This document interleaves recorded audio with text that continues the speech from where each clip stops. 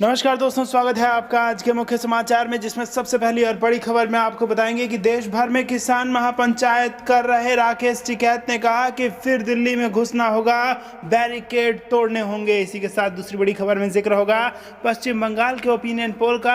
आ गया है बंगाल का फाइनल ओपिनियन पोल, भाजपा को लगा करारा झटका और आपको बताएंगे किसको मिली कितनी सीटें। और तीसरी बड़ी खबर में जिक्र होगा तमिलनाडु के ओपिनियन पोल का, जहां पर बन सकती है कांग्रेस और डीएमके की सरकार। जी हां दोस्तों, हर एक खबर की गहराई में आपको ले जाएंगे, लेकिन उससे पहले अगर आपको भी ऐसा लगता है कि किसान के मुद्दे से भाजपा को सभी राज्यों में नुकसान होगा, तो आप अभी इस वीडियो को लाइक कीजिए और इस लाल बटन को दबा के चैनल को फ्री में सब्सक्राइब करके घंटी बजाकर कमेंट में लिखिए जय हिंद। दोस्तों, रुक करते हैं तमाम बड़ी खबरों की तरफ। देश भर में किसान महापंचायतें कर रहे राकेश टिकैत ने कहा, फिर दिल्ली में घुसना होगा, बैरिकेड तोड़ने होंगे। जी हां दोस्तों, केंद्र सरकार के 3 नए कृषि कानूनों के विरोध में किसान आंदोलन को 100 से ज्यादा वक्त बीत गया है। सरकार और किसानों के बीच कोई भी रास्ता निकलता हुआ नहीं दिख रहा है। इस बीच किसान नेता राकेश टिकैत ने कहा कि फिर से दिल्ली में घुसना होगा। बुधवार को राकेश टिकैत ने ट्वीट किया, किसानों को फिर दिल्ली में घुसना होगा और बैरिकेड तोड़ने होंगे। बता दें, राकेश टिकैत पूरे देश में अलग अलग राज्यों में किसान महापंचायत कर रहे हैं।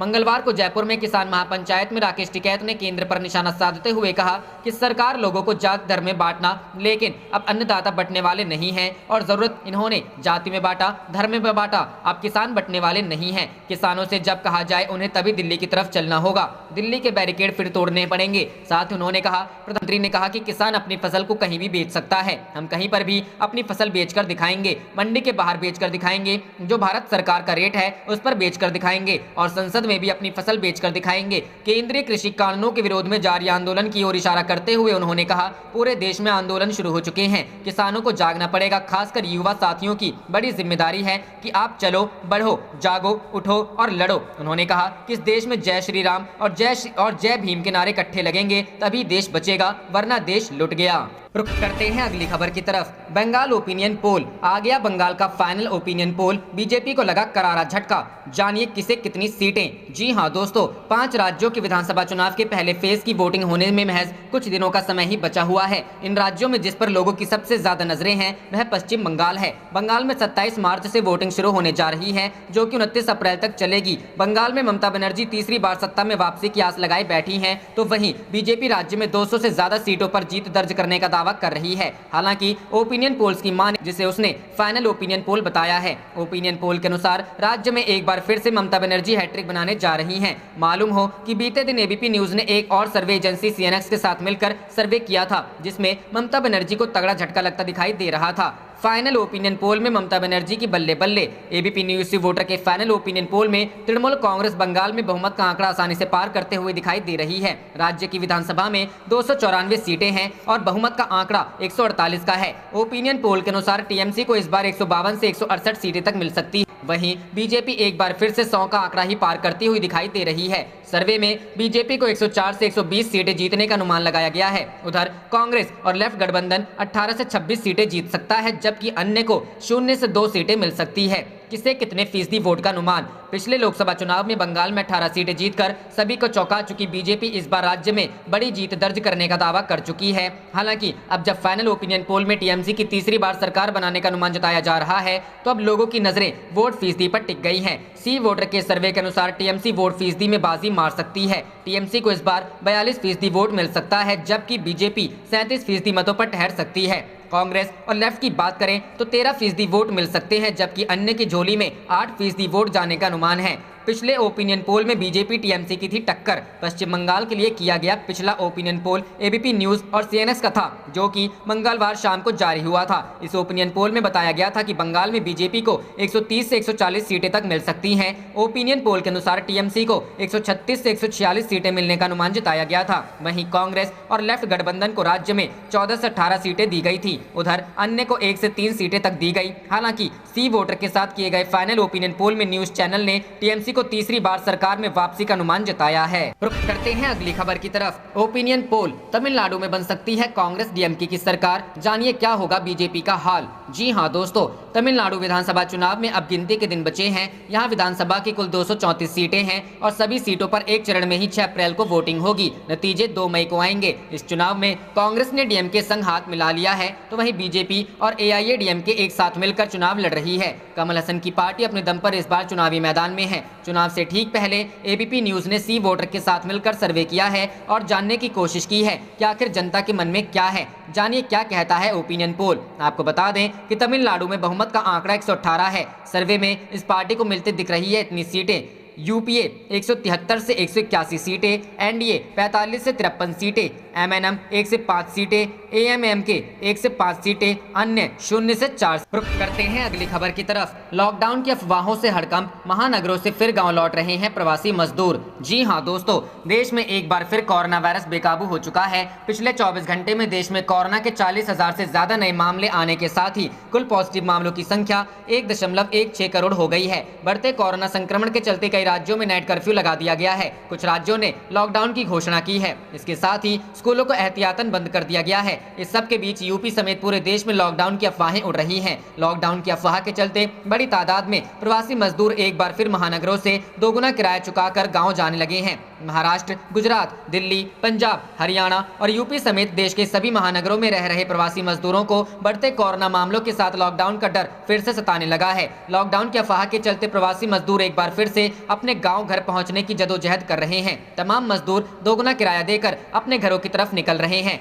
हालांकि स्थानीय प्रशासन प्रवासी मजदूरों को समझाने की कोशिश कर रहा है कि लॉकडाउन नहीं लगेगा, लेकिन पिछले साल लॉकडाउन के दौरान दुश्वारियां झेल चुके प्रवासी मजदूर रुकने को तैयार नहीं है। यूपी और दिल्ली समेत अन्य राज्यों में होली पर सार्वजनिक आयोजनों पर रोक लगाए जाने के बाद लोगों के मन में लॉकडाउन की आशंकाएं और प्रबल हो गई हैं। डरे सहमे प्रवासी मजदूर दोगुने से ज्यादा किराए के साथ भी सफर कर रहे हैं। लखनऊ, कानपुर, दिल्ली समेत अधिकांश बस अड्डों पर भीड़ है। कहा जा रहा है कि कुछ ट्रैवल्स एजेंट्स व बस कंपनी संचालकों ने ज्यादा मुनाफा कमाने के लिए दोबारा लॉकडाउन लगने की अफवाह फैलाई है। उल्लेखनीय है कि कोरोना संक्रमण के बढ़ते मामलों के चलते गुजरात सरकार ने अहमदाबाद, सूरत, वडोदरा और राजकोट जैसे शहरों में नाइट कर्फ्यू लगाया गया है। इसी तरह महाराष्ट्र सरकार ने नागपुर में 31 मार्च लॉकडाउन लगाया है। इसके अलावा पुणे, औरंगाबाद और अमरावती समेत कई जगहों पर नाइट कर्फ्यू लगाया हुआ है। पंजाब के लुधियाना, पटियाला, होशियारपुर, जालंधर और फतेहगढ़ साहिब सहित कई शहरों में रात 9 से सुबह 5 बजे तक नाइट कर्फ्यू है। कोरोना संक्रमण के बढ़ते मामलों को देखते हुए यूपी सरकार ने कक्षा 1 से 8 तक के सभी निजी और सरकारी स्कूलों को 31 मार्च तक बंद करने का आदेश दिया है।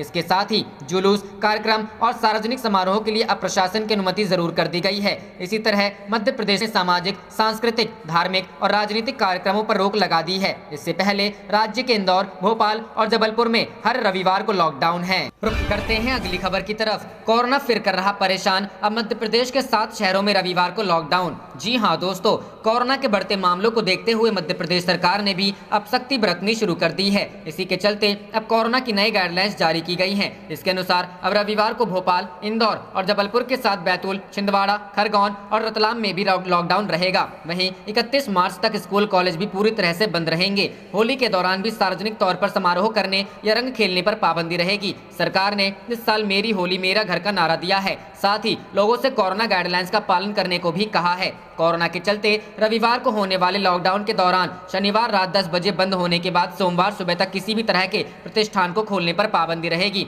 जहां ज्यादा मामले वहां पर करना होगा ये जिलों में हर दिन 20 से ज्यादा मामले सामने आ रहे हैं, वहां पर शादियों में 50 और अंतिम संस्कार में 20 से ज्यादा लोग शामिल नहीं होंगे। साथ ही ऐसे जिलों में रेस्टोरेंट में बैठकर खाना खाने पर भी पाबंदी होगी। सायरन भी बजे। वहीं मध्य प्रदेश सरकार अब कोरोना संक्रमण को फैलने से रोकने के लिए सायरन बजाकर लोगों को अलर्ट कर रही है। ऐसा ही मंगलवार को भी हुआ था, जब शाम 7 बजे सायरन की आवाज आते ही लोग चौंक गए। ये सायरन कोरोना गाइडलाइंस का पालन करने के लिए बताया जा रहा है। इस दौरान पुलिस और प्रशासन के लोगों से सोशल डिस्टेंसिंग का पालन करने और मास्क पहनने के लिए आग्रह करते दिखे। इस अभियान को 1 सप्ताह तक चलाया जाए। रुख करते हैं अगली खबर की तरफ। सर्वे का दावा, बंगाल में किसी को नहीं मिलेगा बहुमत, लेफ्ट कांग्रेस होंगे किंग मेकर। जी हां दोस्तों, पश्चिम बंगाल में विधानसभा चुनाव के मद्देनजर प्रचार जारी है। प्रधानमंत्री नरेंद्र मोदी, गृह मंत्री अमित शाह, सीएम ममता बनर्जी अपने अपने दलों के लिए जनता के बीच जनमत तैयार करने को लेकर पुरजोर कोशिश कर रहे हैं। इस बीच एक सर्वे में सामने आया है कि राज्य में भारतीय जनता पार्टी और सत्ताधारी दल तृणमूल कांग्रेस की कड़ी टक्कर हो सकती है। राज्य में पहले चरण के मतदान से पहले हुए सर्वे में यह बात सामने आई है। एबीपी न्यूज और सीएनएक्स के सर्वे में दावा किया गया कि कड़ी टक्कर के बाद भी दोनों में से किसी भी दल को बहुमत मिलने के आसार कम हैं। सर्वे के अनुसार 294 सीटों वाली विधानसभा में 136 से 146 सीटें टीएमसी को मिल सकती हैं, तो वहीं बीजेपी को 130 से 140 सीट मिल सकती है। राज्य में सरकार बनाने के लिए 148 सीटों की जरूरत होती है। रुख करते हैं अगली खबर की तरफ। शहीद दिवस पर बोले राहुल गांधी, बॉर्डर पर जवान और दिल्ली में किसान की शहादत का जवाब दे सरकार। जी हां दोस्तों, शहीद दिवस के मौके पर कांग्रेस के पूर्व अध्यक्ष राहुल गांधी ने केंद्र सरकार पर निशाना साधा है। राहुल गांधी ने ट्वीट कर कहा है, बलिदान बॉर्डर पर जवान का, दिल्ली सीमा पर किसान का, केंद्र सरकार जवाब दो उनकी शहादत के अपमान का। हैशटैग शहीद दिवस। आपको बता दें कि दिल्ली की 3 सीमाओं पर किसान पिछले 3 महीने से आंदोलन कर रहे हैं। किसानों की मांग को लेकर सरकार और किसान संगठनों के बीच अभी तक कोई सहमति नहीं बन पाई है। इस बीच 26 मार्च को किसानों ने फिर से भारत बंद का आह्वान किया है। किसानों का ये आंदोलन दिल्ली की सिंघू, गाजीपुर और टिकरी बॉर्डर पर जारी है। 1931 में आज ही के दिन भगत सिंह को हुई थी फांसी। किसान आंदोलन के बीच ही आज देश शहीदी दिवस मना रहा है। आज ही के दिन साल 1931 शहीद आजम भगत सिंह, राजगुरु व सुखदेव को ब्रिटिश हुकूमत फांसी दी थी। शहीदी दिवस के मौके पर युवाओं को भारी संख्या किसानों आंदोलन के स्थलों पर नजर आई है। रुख करते हैं अगली खबर की तरफ। योगेंद्र यादव बोले, पूरे देश में फैल रहा किसान आंदोलन। जी हां दोस्तों, 3 नए कृषि कानूनों के खिलाफ दिल्ली सीमा पर चल रहे किसान आंदोलन का प्रमुख चेहरा स्वराज अभियान के राष्ट्रीय अध्यक्ष योगेंद्र यादव ने कहा कि किसान आंदोलन पूरे देश में फैल रहा है। पश्चिमी यूपी, पंजाब, हरियाणा ही नहीं, कर्नाटक, तमिलनाडु के बाद बिहार के किसान भी आंदोलन में खड़े हो गए हैं। इससे तय हो गया है कि केंद्र की ओर से थोपे गए कानून वापस ही नहीं होंगे, बल्कि किसानों का हक एमएसपी भी लागू करना होगा। योगेंद्र यादव बिहार के सासाराम में किसान जनसभा के बाद दिल्ली लौटते समय स्थानीय स्टेशन पर मीडिया से रूबरू रहे। सोमवार की रात 11 बजे सड़क मार्ग से स्टेशन पर पहुंचे राजनीतिक विश्लेषक, आम आदमी पार्टी के संस्थापक सदस्यों में एक स्वराज अभियान के राष्ट्रीय अध्यक्ष और वर्तमान में किसान आंदोलन के प्रमुख चेहरा योगेंद्र यादव ने केंद्र सरकार को किसान विरोधी बताया। कहा कि 110 दिनों से किसान दिल्ली की सीमा पर डटा हुआ है, लेकिन किसान अड़ियल रवैया अपनाए हुए हैं। लेकिन किसान तीनों कानून रद्द होने और एमएसपी लागू होने तक आंदोलन से नहीं हटेगा। कहा कि हम लोग आम लोगों के बीच जाकर तीनों कृषि कानूनों की खामियां बता रहे हैं। बिहार दिवस पर सासाराम की जनसभा की भीड़ ने साबित कर दिया कि किसान जाग गया है। कहा कि बिहार के किसानों ने विधानसभा के घेराव का निर्णय किया है। इसी तरह कर्नाटक के किसान भी विधानसभा का घेराव कर रहे हैं। यूपी के 4 साल पूरे होने पर मनाए जाने वाले जश्न की चुटकी लेते हुए कहा कि यूपी के 4 साल नाकामियों में बेमिसाल रहे हैं। प्रदेश में सरकार के बजाय पुलिस की सरकार चल रही। रुख करते हैं अगली खबर की तरफ। दिल्ली में हर दिन टूट रहा कोरोना संक्रमण का रिकॉर्ड, अब 24 घंटे में 1101 नए मामले। जी हां दोस्तों, कोरोना संक्रमण ने ठीक 1 साल पहले की ही तरह फिर अपना रंग दिखाना शुरू कर दिया है और तेजी से नए मामले सामने आने लगे हैं। ऐसा ही दिल्ली में भी देखने को मिल रहा है। यहाँ पर दिनों दिन मामलों की तादाद बढ़ती जा रही है। पिछले 24 घंटों की बात करें तो दिल्ली में 1101 नए संक्रमित मामले सामने आए, वहीं 4 लोगों की संक्रमण के चलते मौत हो गई है। जानकारी के अनुसार 620 लोगों ने अभी तक कोरोना संक्रमण को मात दे दी है। गौरतलब है कि दिल्ली में अब तक 6,49,973 कोरोना संक्रमण के मामले सामने आ चुके हैं। वहीं पॉजिटिविटी की रेट मंगलवार को 1.31% रिकॉर्ड की गई है, जिसे काफी चिंताजनक माना गया है। वहीं इससे एक दिन पहले ही दिल्ली में 888 मामले दर्ज किए गए थे। वहीं 7 लोगों की मौत हुई थी, लेकिन यह आंकड़ा मंगलवार को अचानक 1100 को पार कर गया। दिल्ली में अब तक कोरोना संक्रमण से कुल 10,967 लोगों की मौत हो चुकी है। फिलहाल दिल्ली में कोरोना संक्रमण के कुल 3,934 सक्रिय मामले हैं। वहीं दिनों दिन बढ़ते मामलों को देखते हुए अब सरकार ने भी बड़ा फैसला लिया है। केजरीवाल सरकार ने एहतियात के तौर पर दिल्ली में सार्वजनिक स्थलों पर होली खेलने, शबे बारात और नवरात्रि मनाने पर रोक लगा दी है। इस संबंध में दिल्ली सरकार की ओर से औपचारिक आदेश भी जारी कर दिया गया है। वहीं सभी डीएम डीसीपी को सख्ती बरतने का आदेश दिए गए हैं। रुख करते हैं अगली खबर की तरफ। पीएम मोदी के चाय वाला बयान पर प्रियंका गांधी का पलटवार, इनकी हिम्मत तो देखिए। जी हां दोस्तों, असम विधानसभा चुनाव के लिए पहले चरण का मतदान 27 मार्च को होना है और उसके पहले नेताओं के बीच सियासी हमले तेज हो गए हैं। पिछले दिनों प्रधानमंत्री नरेंद्र मोदी ने असम की एक चुनावी सभा में कांग्रेस पर झूठ बोलने का आरोप लगाते हुए चाय बागान मजदूरों से उसके झांसे में न आने की अपील की थी। उन्होंने अपनी ओर इशारा करते हुए कहा था कि एक चाय वाला ही आपका दर्द समझ सकता है। मंगलवार को कांग्रेस महासचिव प्रियंका गांधी ने कलियाबोर में एक चुनावी रैली को संबोधित करते हुए मोदी पर पलटवार किया। उन्होंने कहा कि 5 साल हो गए और प्रधानमंत्री की हिम्मत देखिए कि फिर से आकर आपसे ही वाही वादा कर रहे हैं। उन्होंने आरोप लगाया कि चाय मजदूरों की दिहाड़ी का मुद्दा अदालत में बीजेपी खुद उद्योगपतियों की मिलीभगत से ले गई है। रुख करते हैं अगली खबर की तरफ।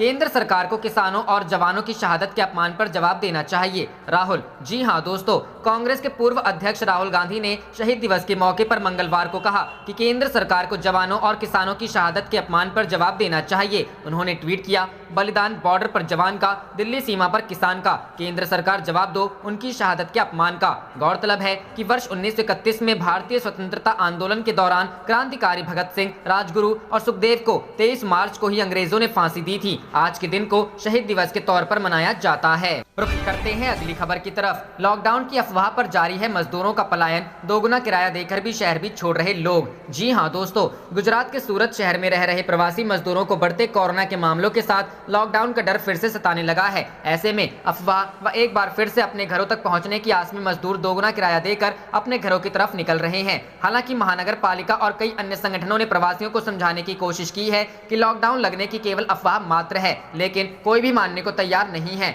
आपको बता दें कि पिछले कुछ दिनों से सूरत के अलग अलग हिस्सों से मजदूरों का पलायन जारी है। लोगों में लॉकडाउन का डर इस कदर हावी हो गया है कि लोग मनमाने ढंग से ऐंठे जा रहे ज्यादा किराए के साथ भी बस सफर कर रहे हैं। इसी के चलते कल खटोदरा पुलिस ने कुछ ट्रैवल एजेंट्स व बस कंपनी संचालकों को हिरासत में लिया था। पुलिस को आशंका थी कि इन्हीं लोगों ने मोटा मुनाफा कमाने के फेर में शहर भर में लॉकडाउन लगने की अफवाह फैलाई है। वहीं बस संचालकों का कहना है कि इन्होंने लोगों को बहकाया नहीं है, बल्कि लोग खुद उनसे टिकट लेने के लिए आ रहे हैं। ऐसे में प्रशासन, नेता व कई संगठन मजदूरों को रोकने का प्रयास कर रहे हैं, लेकिन रोज करीब दर्जन भर बसों से करीब 1,500 से 2,000 मजदूरों अपने घर को लौट रहे हैं। प्रशासन कई लोगों की मदद से बस संचालकों को बस चलाने से रोक रहा है, लेकिन वे मानने को तैयार नहीं है। ऐसे में उनके सामने भी समस्या है कि आखिर किस बिना पर उन्हें बस न चलाने दिया जाए। जानकारी के मुताबिक पुलिस ने प्रवासियों को रोकने के लिए लगातार कार्रवाई शुरू कर दी है। अब तक 5 एजेंटों के खिलाफ मामला दर्ज किया गया है। इसके अलावा सभी अनधिकृत काउंटर बंद करवाए जा रहे हैं। पुलिस खुद लोगों के बीच जाकर अनाउंस कर रही है कि अफवाह पर ध्यान ना दे, लॉकडाउन नहीं लगेगा, विशेष तौर पर ऐसी जगहों पर जहां श्रमिकों की संख्या ज्यादा है। इसके अलावा सीपी अजय तोमर और प्रशासन ने भी लोगों से अपील की है कि लॉकडाउन की बात केवल अफवाह है, कोई कहीं नहीं जाए। बता दें कि कोरोना के बढ़ते मामलों के चलते गुजरात सरकार ने अहमदाबाद, सूरत, वडोदरा और राजकोट जैसे शहरों में नाइट कर्फ्यू का ऐलान किया है। इसके अलावा कुछ पाबंदियां भी लगाई गई हैं ताकि कोरोना के बढ़ते मामलों को रोका जा सके। बता दें कि गुजरात में हर दिन करीब 1,000 से ज्यादा नए कोरोना केस सामने आ रहे हैं। रुख करते हैं अगली खबर की तरफ। बंगाल इलेक्शन, बीजेपी बेच रही है झूठ की फैक्ट्री, मेरा पैर तोड़ा ताकि मैं नहीं कर सकूं प्रचार, बोली ममता बनर्जी। जी हां दोस्तों, टीएमसी सुप्रीमो और पश्चिम बंगाल की सीएम ममता बनर्जी ने मंगलवार को बीजेपी पर झूठ की फैक्ट्री बेचने का आरोप लगाते हुए कहा कि बीजेपी वालों मुझे चुनाव प्रचार करने से रोकने के लिए मेरा पैर तोड़ दिया ताकि मैं चुनाव प्रचार करने के लिए राज्य के सभी विधानसभा क्षेत्रों और जिलों में नहीं जा सकूं। पुरुलिया में प्रचार के दौरान ममता बनर्जी ने कहा कि बीजेपी बंगाल में लोगों से लंबे चौड़े वादे कर रही है, लेकिन भगवा पार्टी असम और त्रिपुरा में विधानसभा चुनावों के लिए अपने घोषणा पत्र में किए गए वादों को पूरा करने से मुकर गई। बीजेपी के पास केवल झूठ की फैक्ट्री। ममता बनर्जी ने कहा कि बीजेपी सरकारी कंपनियों को बेच रही है, सेल, कोल इंडिया, बीएसएनएल सभी को बेच रही है, कर्मचारियों को बेरोजगार कर दिया, वे सभी केंद्रीय संस्थानों को बंद कर रहे हैं। सिर्फ एक ही फैक्ट्री बची रहेगी जो नरेंद्र मोदी के झूठ और बीजेपी के फरेब की है। उन्होंने कहा कि मुझे मारा गया, मेरे सिर और पैर में चोट है, इसके बाद भी आपके बीच आई हूं और चुनाव प्रचार कर रही हूं। भारतीय जनता पार्टी वालों मुझे चुनाव प्रचार करने से रोकने के लिए मेरा पैर तोड़ दिया ताकि मैं चुनाव प्रचार करने के लिए राज्य के सभी विधानसभा क्षेत्रों और जिलों में नहीं जा सकूं। उन्होंने लोगों से बाहर के गुंडों को वोट नहीं देने का आग्रह करते हुए कहा कि वह किसी धमकी से नहीं डरती हैं और यदि धमकी दी गई तो वह उसका मुकाबला करेंगी। ममता बनर्जी ने यहां भी बीजेपी को बाहरी पार्टी बताते हुए कहा कि बाहरी गुंडे आपसे आपके पास वोट मांगने के लिए आएंगे, पर उनके झांसे में नहीं आए। जब वो आए तो आपके घर में जो भी सामान हो उससे उन्हें मारकर भगाएं। बीजेपी पर खुद पर हुए हमले का आरोप लगाते हुए कहा कि बीजेपी दुर्योधन और दुशासन का दल है। रुख करते हैं अगली खबर की तरफ। यूपी पंचायत चुनाव 2021, युद्ध स्तर पर जुटी कांग्रेस, गांव-गांव में बीजेपी के खिलाफ चलाएगी अभियान। जी हां दोस्तों, उत्तर प्रदेश में पंचायत चुनाव को लेकर तैयारियां जोरों पर है। 2022 विधानसभा चुनावों से पहले कांग्रेस के पक्ष में माहौल बनाने के लिए आगामी पंचायत चुनाव की युद्ध स्तर पर तैयारियां करती नजर आ रही हैं। कांग्रेस महासचिव प्रियंका गांधी के नेतृत्व में किसान बिरादरी में शामिल हिंदू, मुस्लिम, जाट, गुज्जर और सिख जैसे किसान बिरादरियों को साधने के लिए केंद्र केंद्र के नए कृषि कानूनों का विरोध और किसानों का खुला समर्थन करेगी। कांग्रेस पश्चिमी यूपी में किसानों के समर्थन में लगातार किसान पंचायतें कर रही है, बल्कि इस दौरान अपने सॉफ्ट हिंदुत्व के एजेंडे के तहत मठ मंदिरों में दर्शन पूजन कर यूपी की ओबीसी और दलितों को भी साधने का प्रयास करते हुए पहली बार हर गाँव में अपनी पैठ बनाने के लिए पंचायत चुनाव भी लड़ने जा रही है। उधर कांग्रेस के प्रदेश अध्यक्ष अजय कुमार लल्लू समेत कांग्रेस के दिग्गज नेता प्रदेश में ताबड़तोड़ बैठकें कर कांग्रेस प्रत्याशियों के चयन और उन्हें जिताने की रणनीति बनाते नजर आ रहे हैं। न्यूज 18 से बात करते हुए अजय कुमार लल्लू बताते हैं, पंचायत चुनाव हम अपने सभी मौजूदा एवं पूर्व विधायकों, मंत्रियों के साथ पूर्व केंद्रीय मंत्रियों और सांसदों समेत अन्य वरिष्ठ नेताओं के नेतृत्व में मजबूती के साथ लड़ेंगे। कांग्रेस जिला पंचायत सदस्य के पद पर अपने स्थानीय चर्चित एवं लोकप्रिय नेताओं, कार्यकर्ताओं को चुनाव लड़ाएंगी। लल्लू ने बताया कि कांग्रेस उत्तर प्रदेश के पंचायत चुनाव में योगी मोदी सरकार के अधूरे वादों को और नाकामियों को अपना मुद्दा बनाएगी। इस दौरान एक और जहां यूपी के किसानों, नौजवानों, खेत खलिहानों, गांव गरीब और सड़क, बिजली, पानी जैसी स्थानीय जन समस्याओं को अपना प्रमुख मुद्दा बनाकर पंचायत चुनाव में अब कांग्रेस को मौका दिए जाने की अपील करेगी। तो वहीं लगातार बढ़ रही डीजल, पेट्रोल और गैस की कीमतों, कानून व्यवस्था, महिला सुरक्षा, बेरोजगारी, भुखमरी और तहसील से लेकर थानों में फैले भ्रष्टाचार को भी प्रमुखता से उठाकर कांग्रेस प्रदेश के हर एक गाँव में मोदी योगी सरकार को बेनकाब करने का काम। आप देख रहे थे आपका अपना चैनल जय हिंद, जय भारत।